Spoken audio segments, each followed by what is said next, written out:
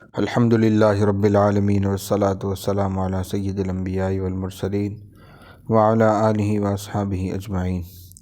میں مولوی صدیق اکبر YouTube channel اسرا T V سے۔ باقیات صالحات، اولاد خلفاء تصانیف۔ حق تعالیٰ نے آپ کو 7 فرزند عطا فرمائے۔ 4 کی وفات حضرت مجدد صاحب رحمہ اللہ کے سامنے ہوئی۔ 3 فرزند آپ کے بعد مرکز فیوضات بنے۔ فرزند اول حضرت خواجہ محمد صادق رحمہ اللہ، جو حضرت مجدد صاحب کے سامنے ہی وفات پا گئے۔ آپ مادر زاد ولی تھے۔ آغاز عمر میں ہی ولایت کے اعلیٰ مدارج طے کر لیے تھے۔ آپ کی حسن اور استعداد صلاحیت طبع پر حضرت مجدد صاحب کو ناز تھا۔ آپ کو خود حضرت مجدد صاحب اولیاء کبار میں شمار فرمایا کرتے تھے۔ وفات کے بعد سرہند شریف کی زمین کو متبرک زمین کہا کرتے تھے، کیونکہ خواجہ محمد صادق رحمہ اللہ یہاں مدفون تھے اور آپ کی قبر شریف انوار و رحمت کا خزانہ تھی۔ حضرت مجدد صاحب کو آپ کی وفات کا بہت صدمہ ہوا۔ مکتوبات قدسیہ میں اس صدمے کا اور آپ کے کمالات کا ذکر موجود ہے۔ سن ولادت 1000 ہجری، وفات 9 ربیع الاول 1025 ہجری، کل عمر 25 سال۔ فرزند دوم حضرت خواجہ محمد سعید المعروف بخازن الرحمہ، ولادت 105 ہجری، وفات 27 جمادی الاخر 1070 ہجری، ذکر آگے آئے گا انشاءاللہ تعالی۔ فرزند سوم خواجہ محمد معصوم ملقب بعروۃ الوثقی، طریقے کی اشاعت آپ سے بہت زیادہ ہوئی۔ دہلی کی مشہور عالم خانقاہ جو مرجع عرب و عجم تھی، آپ ہی کے سلسلہ کی ہے۔ ولادت بعثات 1007، وفات 9 ربیع الاول 1089۔ فرزند چہارم حضرت خواجہ شاہ محمد یحییٰ، حضرت مجدد صاحب کی وفات کے وقت آپ کی عمر 9 سال تھی۔ تحصیل علوم اور تکمیل طریقت اپنے بھائیوں سے کی، وفات 1096 ہجری۔ 3 فرزند اور تھے۔ محمد اشرف، محمد فرح 18 سال کی عمر میں قضا کر گئے۔ محمد عیسیٰ 8 سال کی عمر میں رخصت ہو گئے۔ آپ کی ذریات طیبات کا یہ حال ہے کہ حضرت خواجہ باقی باللہ رحمہ اللہ نے پہلی ہی نظر میں ان کو پہچان لیا تھا اور فرمایا تھا، فرزندان شیخ کے اطفال اند اسرار الہی اند۔ صاحب روضۃ السلام کا قول خزینۃ الاصفیاء میں نقل ہے، شیخ احمد را 2 خارق عظیم بر صفحہ روزگار باقی اند۔ خلفاء کی تعداد بتانی مشکل ہے، البتہ مکتوبات کے مطالعے سے یہ ضرور معلوم ہوتا ہے کہ حضرت کے برکات مبارکہ صرف حدود ہندوستان میں محدود نہ تھے۔ بیرون ہند کے بہت سے حضرات ہیں جن کے نام مکتوبات ارسال فرمائے گئے ہیں۔ جہانگیر کی تحریر پہلے گزر چکی ہے کہ ہر شہر اور دیار میں آپ کے خلفاء موجود ہیں۔ چند خلفاء اکرام کا ذکر اسی حصے کے آئندہ صفحات میں ملاحظہ فرمائیں گے انشاءاللہ۔ الکلام المنجی میں مندرجہ ذیل حضرات کے اسماء گرامی خلفاء کے سلسلے میں تحریر ہیں، جو اپنے زمانے کے مشہور و معروف علماء اور اکابر اولیاء تھے۔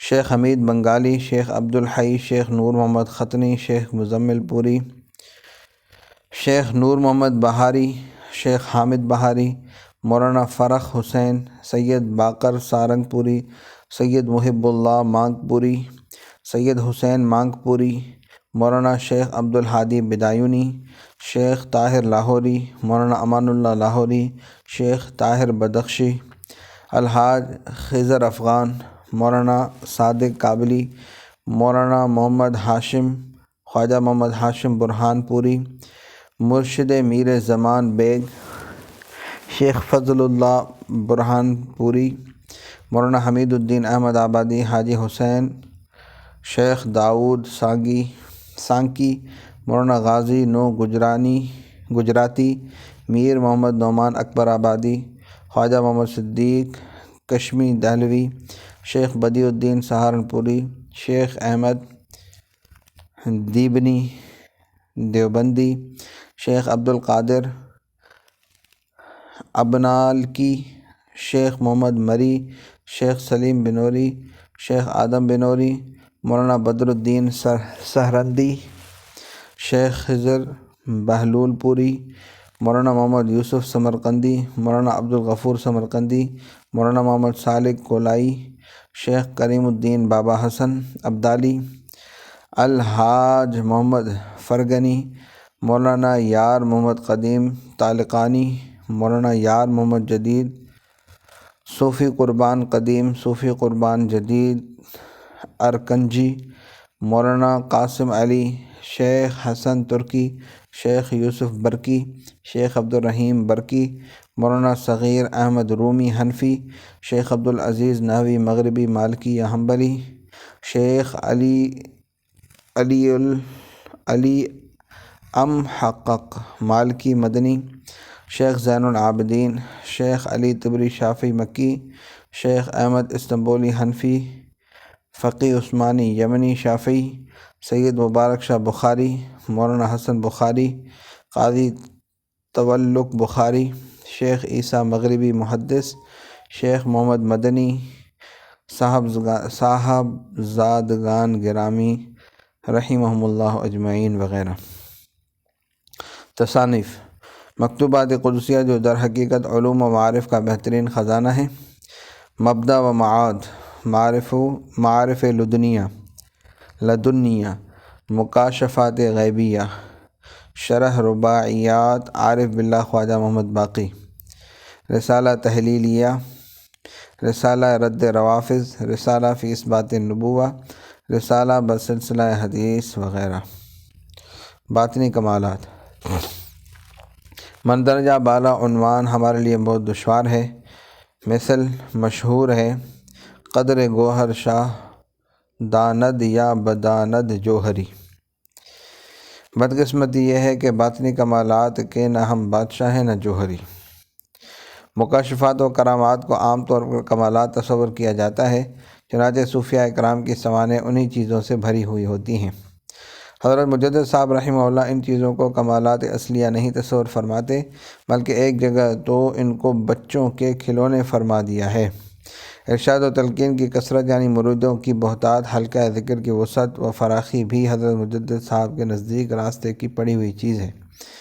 دری ضمن ہر کے مناسبت دارد، فیض خواہد گرفت والا لا۔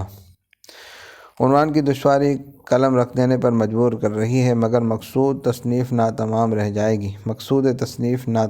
جائے گا اگر کچھ بھی ظاہر نہ کیا جائے کہ اسلام کے اس سیاسی جانباز نے روحانیت میں کس قدر بلند درجہ حاصل کیا تھا۔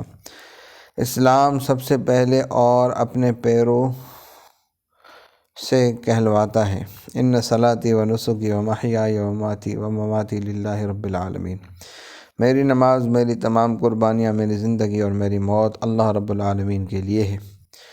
پھر وہ مقدس تعلیم پیش کرتا ہے جس کی روشنی میں سیاست، اقتصاد، معاشرت، امور خانہ داری، غرض نوع انسان کی زندگی کا ہر شعبہ عبادت بن جاتا ہے، اور پھر یہی شریعت عین طریقت ہوتی ہے۔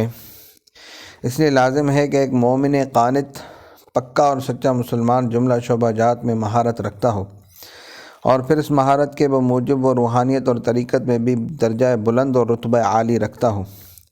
تفصیلی کرامات، خوارق عادات، تصرفات وغیرہ کو حالات مشائخ نقشبند، مقامات و حالات امام ربانی، برکات احمدیہ، حضرات القدس، کنز البرکات وغیرہ کے حوالے کرتے ہوئے چند اصولی چیزیں درج ذیل ہیں جن سے روحانیت کے سلسلے میں مراتب حضرت مجدد صاحب رحمہ اللہ کی بلندی کا اندازہ ہو سکتا ہے۔ آیت مذکورہ کا حاصل تسلیم و رضا ہے، یہی حیات مسلم کا نصب العین ہے، اور یہی عبدیت اور بندگی کی حقیقی تفسیر ہے۔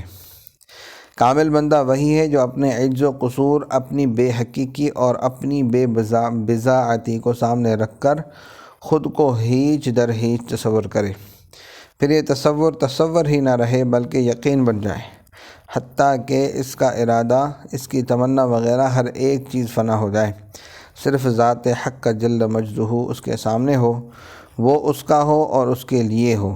حضرت حق کا جل مجدہ کا ارادہ اس کی تمنا ہو، مشیت الہی اس کی آرزو ہو، اپنے ارادے اور تمنا حتیٰ کہ اپنی ہستی اور اپنے وجود سے وہ اتنا غافل ہو جائے کہ بھولے سے بھی اس کا تصور نہ آئے۔ فنائے ارادہ، فنائے مراد، فنائے تمنا، فنائے فی اللہ کی یہ شان طبیعت پر جبر کر کے پیدا ہوگی۔ یہ تسلیم و رضا کی ابتدا ہے۔ حضرت مجدد صاحب مکتوب نمبر 36 جلد نمبر 1 صفحہ نمبر 50 پر فرماتے ہیں، یہ فنائیت عادت ثانیہ بن جائے، طبیعت پر جبر و قہر بالکل نہ کر رہے، یہ درجہ بلند ہے، اور اس سے بلند تر درجہ یہ ہے کہ وہ اس کیفیت سے لذت اندوز ہو۔ ارادہ الہی کے مقابلے پر اپنے نامراد ہونے میں اس کو لذت آئے، اپنی تمنا سے زیادہ مشیت الہی اس کو محبوب ہو، ہر ایک اذیت اور تکلیف اس کو راحت و آرام معلوم ہو۔ یہ درجہ محبت ہے، یہ مرتبہ سب سے بلند ہے۔ حضرت مجدد صاحب مکتوب نمبر 33 جلد دوم صفحہ نمبر 48 میں تحریر فرماتے ہیں، محبوب نظر محب میں، بلکہ حقیقت یہ ہے کہ حقیقت اور واقع کے لحاظ سے ہر وقت محبوب ہی ہے۔ محبوب ہر ایک حالت میں محبوب ہے، اگر تکلیف پہنچائے تب بھی محبوب، راحت دے تب بھی محبوب۔ جو حضرات دولت محبت سے مشرف ہوں، ان کے خیال میں عموماً انعام اور ایلام دونوں صورتوں میں مساوی طور پر محبت کی ذاتی ہے، اور بہت تھوڑے حضرات ہیں جن کے نزدیک اس کا عکس ہے۔ دولت مندان محبت کی بہت مختصر سی جماعت کا عقیدہ یہ ہے کہ انعام و اکرام کے مقابلے میں تکلیف و ایلام زیادہ محبت بخش ہے۔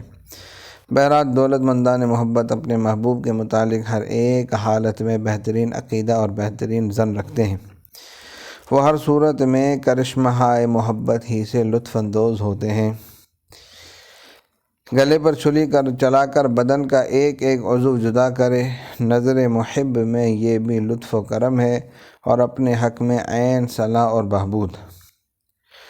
جب اس حسن اعتقاد کے حاصل ہو جانے سے نظر محب میں فعل محبوب کی کراہت اور ناگواری لذت و راحت سے بدل جائے تو وہ اب محبت ذاتی کی دولت سے مشرف ہوا، جو حبیب رب العالمین صلی اللہ علیہ وسلم کا مخصوص وصف ہے، اور صرف آپ کے ساتھ ہی یہ وصف مخصوص ہے۔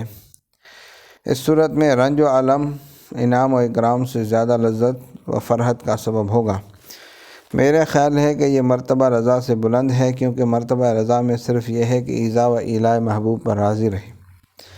یہ ضرور نہیں کہ طبیعت میں ناگواری بھی نہ ہو، اور اس مرتبہ میں ناگواری کا تو ذکر ہی کیا، ایذا و ایلائے محبوب میں انعام و اکرام سے بہت زیادہ لطف حاصل ہوتا ہے۔ جانب محبوب سے جس قدر جفا زیادہ ہو، جانب محبوب سے فرح اور سرور زیادہ ہوگا۔ مزید تفصیل کے لیے ملاحظہ ہو اصل مکتوب شریف۔